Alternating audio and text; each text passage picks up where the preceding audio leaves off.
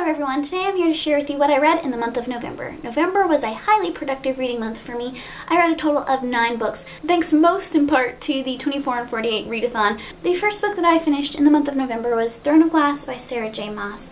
I was reading this as a part of a buddy read, and it is the first book in a young adult series that is ongoing. The thing that I liked about this book was having a sassy, seemingly strong female main character, and I really enjoyed the ending of the novel because it really kind of actually got me excited to continue on in the series.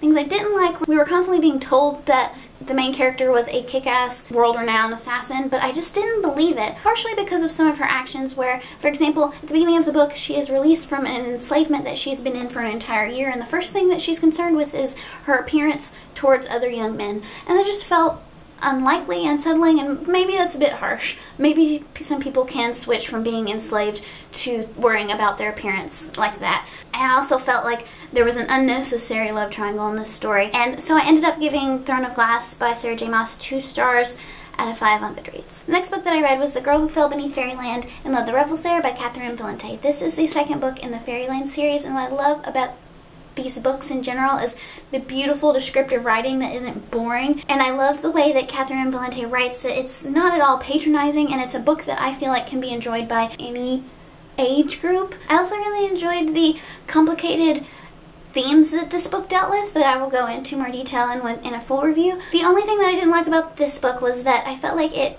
dragged a little bit, whereas the first one was very smooth and the pacing was consistent. There was a bit of a drag at the beginning and a bit of the drag towards the end, but overall really enjoyed it, and I took away this wonderful sense of hope and kinship for family, but also the friends that also become your family, but also the themes that I will go into more detail in later. The next book that I read was Station 11 by Emily St. John Mandel, and I read this on my Kindle. The thing that I loved about this book was the intricacy and the different perspectives of seeing this disaster, this apocalyptic event from the past, from the future, and I also like the incorporated elements of art and the themes that that presented.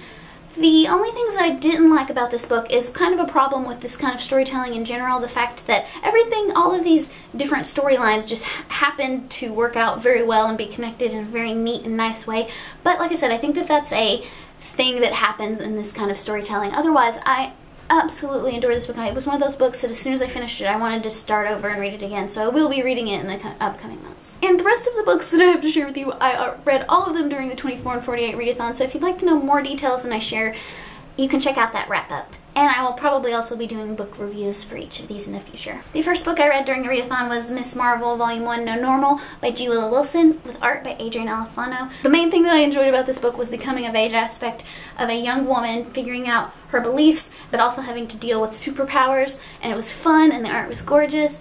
The only thing I didn't like was a formatty thing, like there was an advertisement for another comic that kind of threw me off, but I'm gonna have to get used to that as I read more comics in the future. What I took away from this book is that you can successfully have a person of color who is also a woman be kick-ass and awesome. Next, I read Seconds by Bryan Lee O'Malley.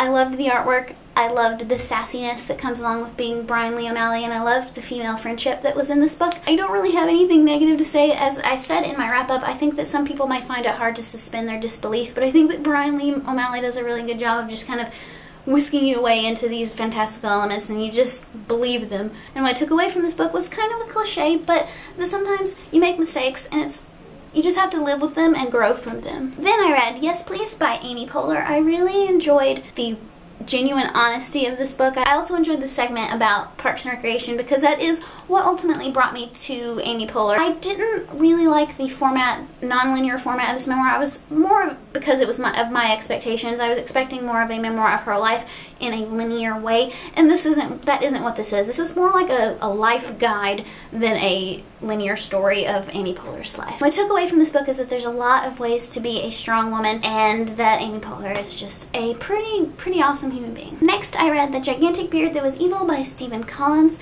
I loved the artwork in this book. There was really creative use of tones and of panels, but I also really enjoyed the message of growing to accept things that don't fit in tiny boxes, that being different is okay. It was lovely and sweet, and the only thing that I didn't like was a bit heavy-handed, but I can't imagine the story being told any other way.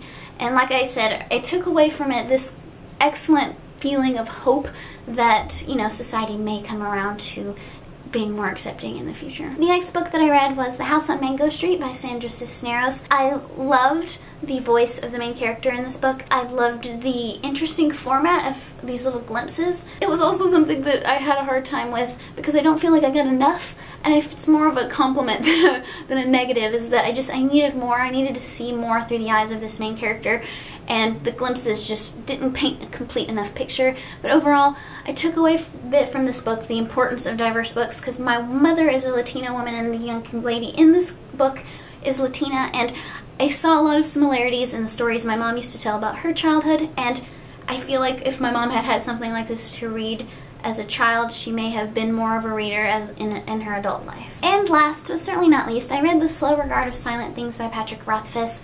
Things that I liked about this book is that it took this character who has obvious like OCD tendencies and basically mental health issues, but it wrapped it up in this beautiful, magical, whimsical way. Things I didn't like about this book is that you really have to know what you're getting into. It's not a traditional story. There is little or no dialogue, and there is no climax to this story.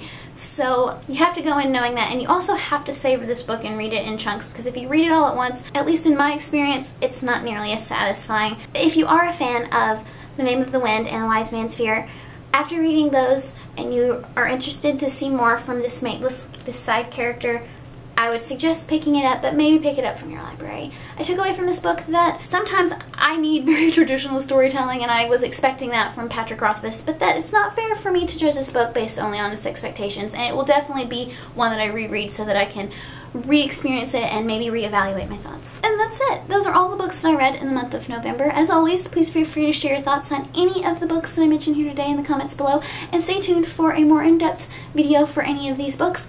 Thank you so much for watching, and I will see you tomorrow with a new video.